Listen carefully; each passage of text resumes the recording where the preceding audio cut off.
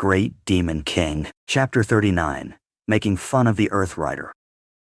The next day, with Clark now part of the group, their journey south through the dark forest became significantly easier. Clark, eager to impress Fanny, demonstrated his skills at every opportunity. Thanks to his contributions, the party easily dispatched 2 windblade wolves and another frost eagle. However, whenever a magical creature was killed, Shuo was quick to swoop in, retrieve the core, and hand it over to Lisa without hesitation. He acted as though the spoils of war were unquestionably his team's. Even the valuable pelts of the windblade wolves were quietly taken, leaving Clark with nothing but his strange smile. Clark clearly felt the sting of this treatment, but in his quest to win Fanny's favor, he forced himself to play along. Inside, however, his heart bled with each loss. As the sun set, the group set up camp and lit a bonfire. Unsurprisingly, the task of grilling meat once again fell to Shuo. While he worked, Clark sat close to Fanny, chatting animatedly and trying to charm her with his wit. Not far away, Jean kept a close eye on them, occasionally interrupting Clark's attempts with sarcastic remarks. The other students dispersed to rest, chat, or organize their belongings. Only Lisa remained near Shuo, watching as he skillfully flipped pieces of meat over the fire. "Brian, you've really changed," Lisa said, idly poking the fire with a bright red stick. Her bright eyes focused on him. "Curious. You're not the same person you were before." Shuo glanced at her and replied faintly, "Is that so? I feel fine. I just didn't want to keep living the way I was so hopelessly and stupidly." "Is there something wrong with that?" Lisa shook her head. "No, it's not that. You're much better now. It's just, I think this change might have something to do with me casting agony of the soul on you." Shuo chuckled quietly, thinking to himself how mistaken she was. He wasn't the original Brian at all. Lisa, Fanny, and everyone else believed his transformation was caused by the spell, which only made it more amusing. "Do you think my changes are bad?" "No, they're great. You're so much better now than before. Back then you were pitiful, always cowardly and timid, letting everyone walk all over you. Honestly, I was mean to you because I hoped you'd stand up for yourself. It was frustrating to see you suffer without fighting back. I thought you were better off dead than living like that. That's why I used agony of the soul on you, to set you free." Lisa's voice softened, and her gaze was earnest as she looked at Shuo. Shuo raised an eyebrow, a faint frown on his face. "So, you're saying you were doing me a favor by torturing me?" "Of course." Lisa's chin lifted slightly in defiance. "I treated you better than the others did, even if I used you for magic practice. You just refused to change. But look at you now. You're a completely different person." Shuo didn't respond but felt a twinge of grudging approval for her reasoning. The original Brian had indeed been pitiful. However, he couldn't fully forgive Lisa's twisted method of helping.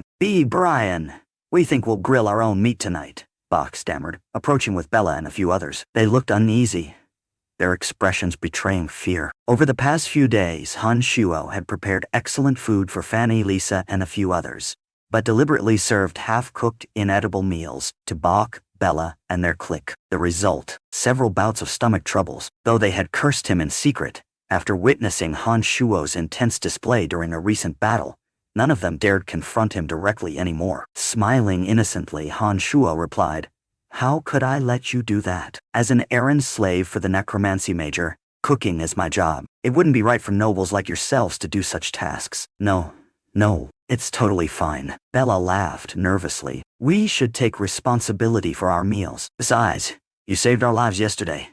It's the least we can do, right, Bach?" "Yeah, we'll take care of it ourselves. And, Brian, I just want to say, I was wrong before. Please don't hold a grudge. If you suddenly lose your temper, I'd be in trouble." Bach smiled sheepishly, his voice trembling. Shuo chuckled, feeling thoroughly amused by their apprehension. "If you insist, then I'll leave the grilling to you. Enjoy yourselves." He stood up, taking the best cooked pieces of meat with him. Handing a generous portion to Lisa, who had been eyeing it eagerly, he walked the rest over to Fanny. The aroma of the grilled meat wafted over to Fanny, who was visibly impatient with Clark and Jean's incessant bickering. Her eyes lit up at the sight of Shuo, and her lips curved into a charming smile. "Master Fanny, Master Jean, and Sir Clark," Shuo said with a polite smile.